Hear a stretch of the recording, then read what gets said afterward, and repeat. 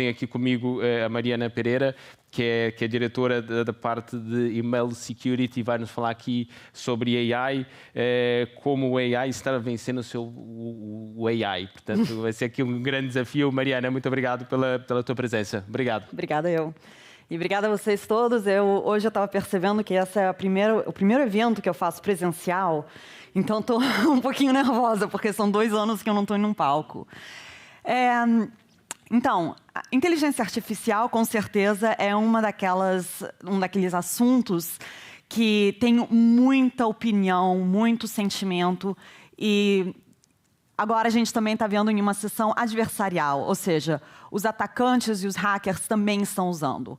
E na Dark3, durante muitos anos, a gente vem falando de inteligência artificial, aplicando ele na cibersegurança e lançamos essa capacidade de resposta autônoma, ou seja, deixar com que a máquina em si decida qual vai ser a melhor resposta para um ataque.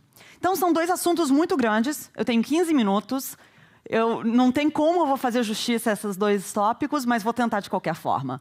Mas antes disso, quero falar com vocês uma história que eu acho vai ilustrar muito bem o porquê que eu acredito na necessidade da inteligência artificial no esquema de cybersecurity. Exatamente 1 ano atrás. Eu não tinha percebido isso só agora, quando eu estava vendo o calendário. Hoje é dia 24 de fevereiro.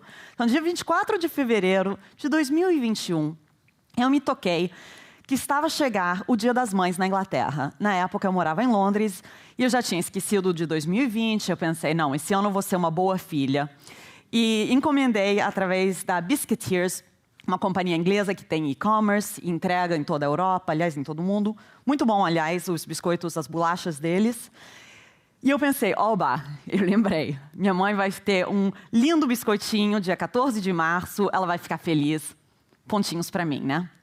Só que dia 14 de março chegou, passou, mandei felicidades para o Dia das Mães dela, mas ela não falou nada sobre um biscoito. E aí eu fiquei achando, bom, tem alguma coisa de errado. E eu entrei em contato com a companhia, perguntando onde é que está o biscoito da minha mãe. E eles falaram, não, infelizmente teve um problema, foi devolvido, porque o endereço estava incompleto. Vocês veem aqui, estava faltando o número do prédio. Aí eu pensei, tá.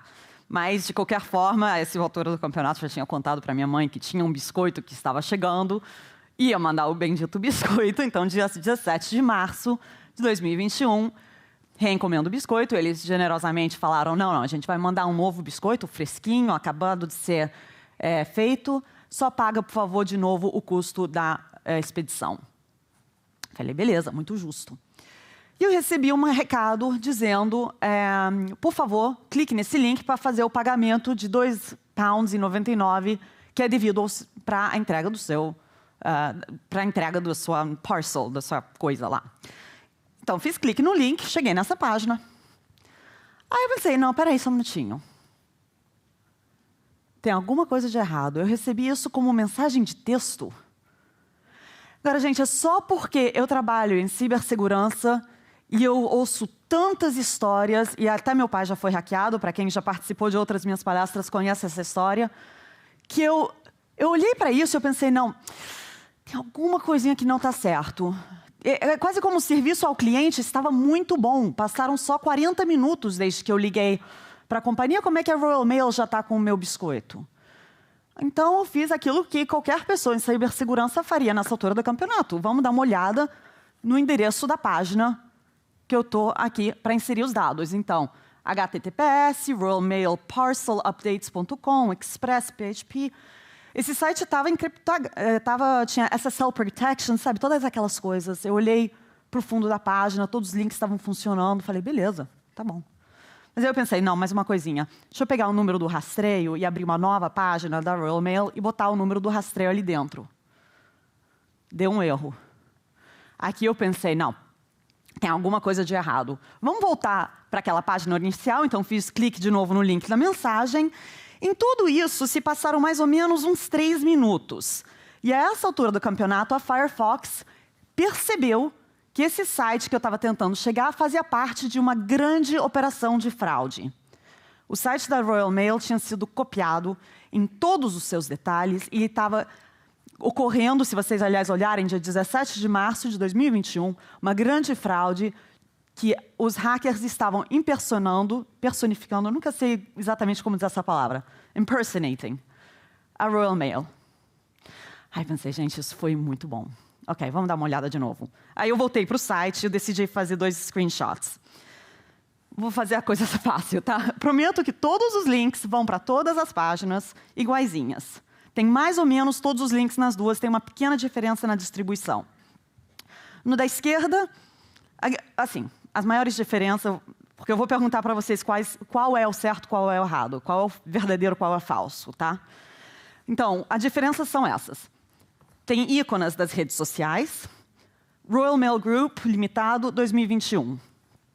Desse lado, Safe Spaces, contra a violência doméstica, Royal Mail Group, limitado, 2020. Todos os dois têm o Keep Me Posted, para você subscrever, né, receber notícias e ofertas. Todos eles têm o mesmo nível de acessibilidade, traduções e tal. Então, por favor, levantem as mãos quem acha que o site da esquerda seja o site verdadeiro da Royal Mail. 1, 2, ok? Um pouco. Peraí, eu não contei. São quantos? Ok. Tem mais ou menos o quê? 1/3 de vocês? Quem acha que é o da direita? Ok, um pouquinho mais, mas de novo meio ao meio. Qual será que é o verdadeiro? Bom, prometo que é um deles. Será que eu falo para vocês? Sim, é o da direita. Nós todos somos... Vocês sabiam que um era falso. Eu sabia a essa altura que um era falso, mas não tem como. Se a gente for funcionários de procurement, de logística, a gente não pode gastar 3, 4 minutos o necessário para challenge cada pedido que a gente recebe. Isso não é factível, não é viável. Seria demitida do meu trabalho por falta de eficiência. Então, pensar, e isso é uma coisa importante, eu acredito que pensar que a gente possa treinar os nossos colegas, as nossas equipes, os nossos colaboradores a serem expertos de cibersegurança não funciona. Porque, primeiro, eu sou uma experta disso e eu também não sabia a diferença. Tive que, aliás, quando depois eu fiz os screenshots, eu tive que voltar para o site da Royal Mail, porque eu tinha esquecido de marcar qual dos dois era o verdadeiro. Então, tive que voltar lá. Achei também interessante que o copyright do falso estava mais em dia. Mas tá bom. Então, a gente vê várias pesquisas, né, várias atividades de phishing, de pentesting, de companhias que são contratadas para mandar e-mails e ver... Será que os nossos funcionários acreditariam num phish? Eu, com certeza, acreditei nesse.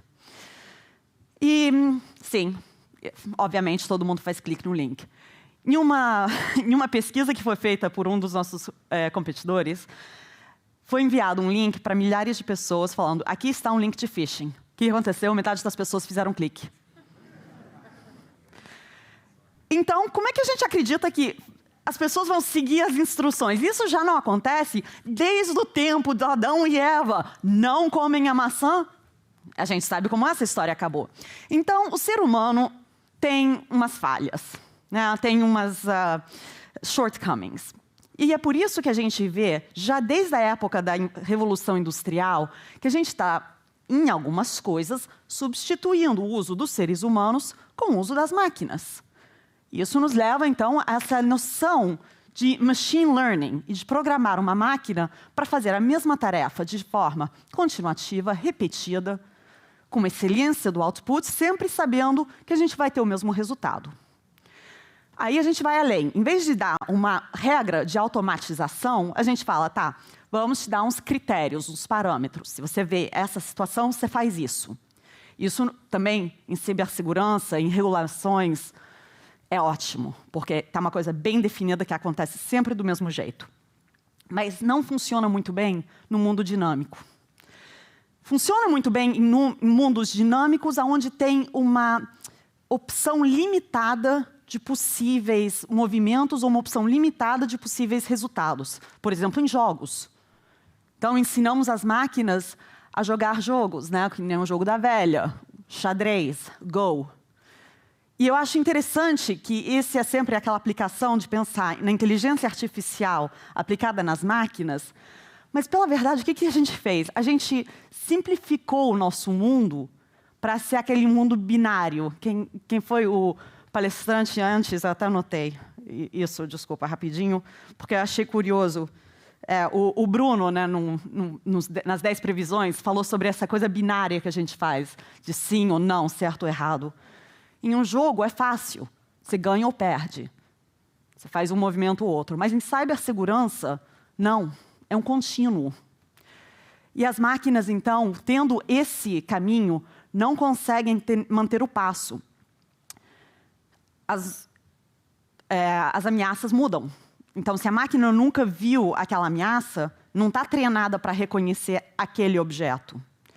Então, o que acontece? Que durante muitos anos teve essa promessa da inteligência artificial, do machine learning, que tem umas ótimas capacidades, por exemplo, de reconhecer o mesmo ataque uma segunda vez.